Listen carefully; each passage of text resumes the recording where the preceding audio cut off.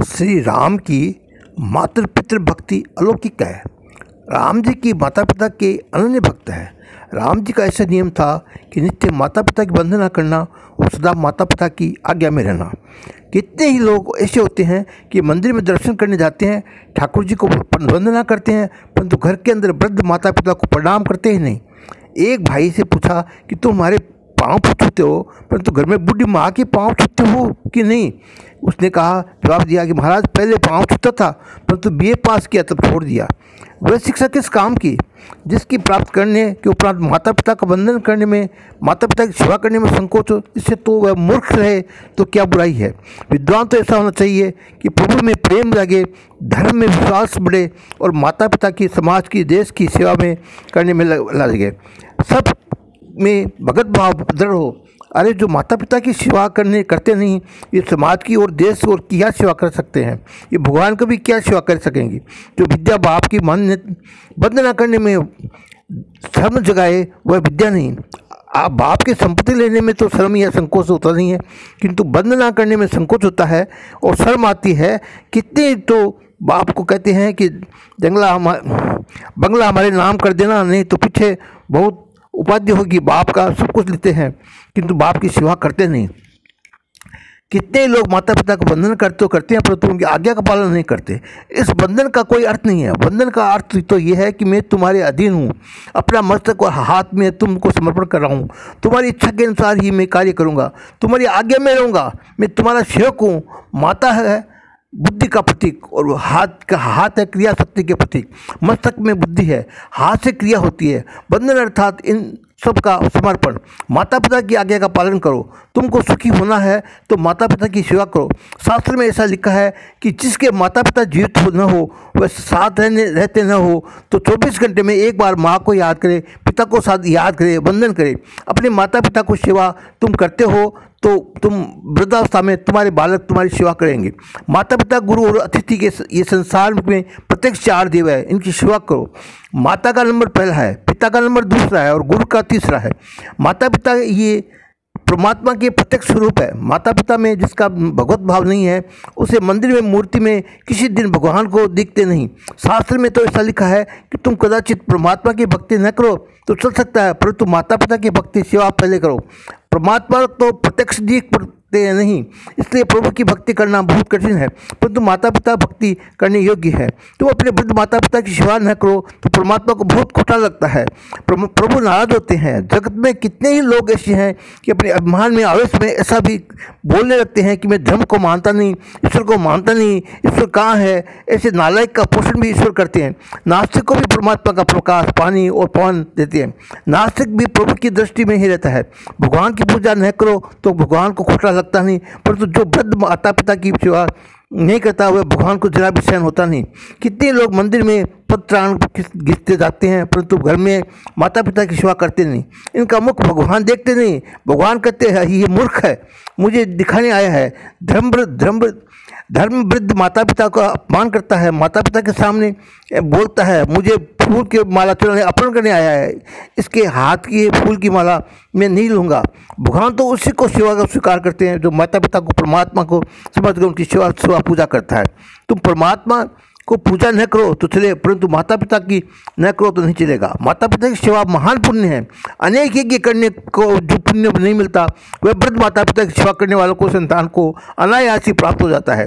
माता पिता की अनन्य भाव से सेवा करने वाले को ऊपर परमात्मा बहुत कृपा करते हैं। उनके घर प्रत्यक्ष पधारते हैं। पुंडरीक की कथा तुम जानते हो। पुंडरीक ने प्रभु की सेवा नहीं की। ग्रंथों में लिखा है कि पुंडरीक ने परमात्मा का स्मरण किया, प्रभु की सेवा नहीं की थी। पुंडरीक स्मरण श्री कृष्ण का करता था और सेवा माता पिता ही करता था। पुंडरीक की भगवान के दर्शन करने नहीं गया, परंतु पुंडरीक के दर्शन करने भगवान स्वयं उनके घर पधारे। पुंडरीक के माता पिता की भक्ति से प्रसन्न होकर प्रत्यक्ष द्वारिकानाथ पुंडरीक के घर आए। पुंडरीक उस समय माता पिता की सेवा कर रहा था। प्रभु ने उनसे कहा कि मैं आया हूँ पुंडरीक, तो महाराज मैं आपकी वंदना करता हूँ, इसलिए माता पिता की सेवा में व्यस्त हूँ। माता पिता की सेवा के पश्चात आप मिले तो इसलिए माता पिता की सेवा प्रथम है। आप तनिक बाहर खड़े रहे। माता पिता की सेवा करने वाले इतनी शक्ति आती है कि वह ईश्वर को भी खड़े रहने के लिए कह सकता है। प्रभु ने थोड़ी तरीके की। पुंडरीक बोले ये अनंत कोटि के ब्रह्मांड के अधिनायक लक्ष्मीपति मेरे घर आए हैं। पुंडरीक ने कहा, आप पधारे, ये बहुत अच्छी बात है। मैं आपको वंदन करता हूँ, परंतु इस समय मैं आपकी सेवा करने में कि फुर्सत मुझे नहीं है। प्रभु ने कहा, तुम तो मेरी सेवा करता नहीं तो मैं यहाँ से चला जाऊँ। पुंडरीक ने कहा, आपकी मर्जी, भले ही आप चले जाओ। पुंडरीक को विश्वास है कि मैंने माता पिता की सेवा की हो, छोड़ी नहीं है। मैं माता पिता की सेवा करता हूँ, इसलिए भगवान भले ही चले जाएँ, परंतु पुंडरीक को ठाकुर जी को वापस ही आना पड़ेगा। पुंडरीक ने ठाकुर जी को उत्तर दिया, भले ही आप जाओ, परंतु आपको वापस ही आना पड़ेगा। मैं माता पिता की ऐसी सेवा करता हूँ कि तुमको देखते ही वापस यहाँ आना पड़ेगा। श्री कृष्ण जगत का आकर्षण करते हैं, परंतु माता पिता की सेवा करने वाले को परमात्मा की भी आकर्षण करता है और कहता है कि आज तो वापस फिर आना पड़ेगा। प्रभु तो भक्ति के अधीन है। पुंडरीक ने प्रभु के खड़े रहने के लिए एक ईंट दे दी। भगवान ईंट के ऊपर खड़े हो गए और पुंडरीक की प्रतीक्षा करते रहे। पुंडरीक के माता पिता की सेवा को काम छोड़ा नहीं। प्रतीक्षा करते हुए बड़े खड़े रहने से भगवान की थकान हुई तो कमर पर हाथ रखना पड़ा। आज भी पांडरपुर में पांडुरंगा भगवान कमर पर हाथ रखे ये ईंट पर खड़े हैं। भगवान माता पिता की सेवा ये महिमा है। शास्त्र में लिखा है कि मनुष्य देह बहुत दुर्लभ है, कारण कि धर्म, अर्थ, काम और मोक्ष ये चारों पुरुषार्थ सिद्ध करने वाला अपना ये मनुष्य शरीर ही है। ये शरीर माता पिता ने दिया है। माता पिता का ऋण माथे पर है। माता पिता ने बालकों के लिए बहुत कष्ट सहन किए हैं, परंतु आजकल बहुत से लोग स्त्री का पक्ष लेकर माता पिता का अपमान करते हैं। शास्त्र कहते हैं कि माता पिता का अपमान करने वाला कभी सुखी रहता नहीं है। राम जी का ऐसे नियम था कि माता पिता की किसी दिन भी सम्मुख उत्तर देता नहीं था। वृद्धावस्था में माता पिता की कदाचित कोई भूल हो जाए तो उनके सम्मुख उत्तर नहीं देना, उनका बारंबार वंदन करना, सम्मान करो और पीछे विवेक से समझाओ। वृद्ध को सम्मुख उत्तर देता है तो उसको साफ मिलता है। वृद्ध का हृदय बहुत कोमल होता है। सम्मुख उत्तर मिलता है तो उसको ऐसा लगता है कि उसने हमारा अपमान किया है। तुम सुखी होना चाहते हो, तुम अपने माता पिता को सम्मुख उत्तर न देना। कितने ही छोकरे तो माता पिता को ऐसा कहते हैं कि तुमको तो खबर ही नहीं है, तुम कुछ नहीं जानते, कुछ बोलते हैं। मैं कहता हूँ वैसा करो। छोकरे ऐसा बोलते हैं तो माता पिता को ऐसा लगता है कि तुमको अच्छा लगे चाहे न कर लगे, अपने माता पिता की आज्ञा में रहोगे तभी तुम्हारा कल्याण होगा। तुमको बोला न लगने पर भी माता पिता की आज्ञा का पालन करो।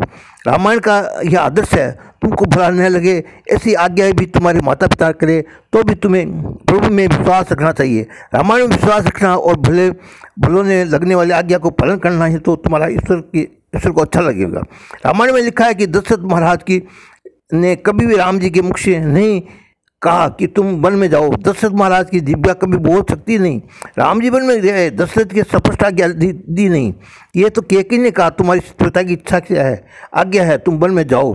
तब राम जी बोले कि मेरे पिता की ऐसी इच्छा है तो मैं पिता की आज्ञा का पालन करूंगा। पिता की आज्ञा में अग्नि में अथवा समुद्र में कूद पड़ने को भी तैयार हूँ, जहर भी पी जाने के लिए तैयार हूँ। राम जी की माता पिता बंधन करके वन में चले जाते हैं। थोड़ा विचार करो कि कैकेयी जैसे ने राज्य भरत को भले दिया हो, परंतु राम जी के वनवास क्यों दिया? राम जी ने कोई अपराध किया था क्या? रामायण में लिखा है कि अनेक बार कैकेयी अपने मुख से कहा कि श्री राम निरपराध है। राम जी ने कोई भूल नहीं की थी। कैकेयी राम जी को वनवास दिया, परंतु राम जी ने कैकेयी को से एक बार भी नहीं पूछा कि मुझे वनवास क्यों देती हो। माता पिता की आज्ञा है। प्रभु की खबर मिली तो तुरंत उन्होंने आज्ञा का पालन किया। राजा दशरथ के प्रत्यक्ष आज्ञा दी नहीं थी, केवल कैकेयी कहने के मात्र से राम जी वन में चले गए। कैकेयी की आज्ञा अयोग्य है, अनुचित है, परंतु राम जी ने ऐसा विचार नहीं किया। राम जी तो मानते हैं कि मैं अपने माता पिता के अधीन हूँ। सर्वसम्मत राम जी कहते हैं कि पिताजी की आज्ञा का उल्लंघन करने की मुझ में शक्ति नहीं है। श्री रामचंद्र जी की मात्र पितृ भक्ति करने वाला जगत में कोई दिखाई देता नहीं। ऐसा आदर्श जगत में किसी जगह तुमको मिलेगा नहीं। रामचंद्र जी की मात्र पितृ भक्ति अनन्य है। ये श्री डोंगरे जी महाराज ने एक दफ़ा अपने प्रवचन के अंदर में रामायण में कहा था।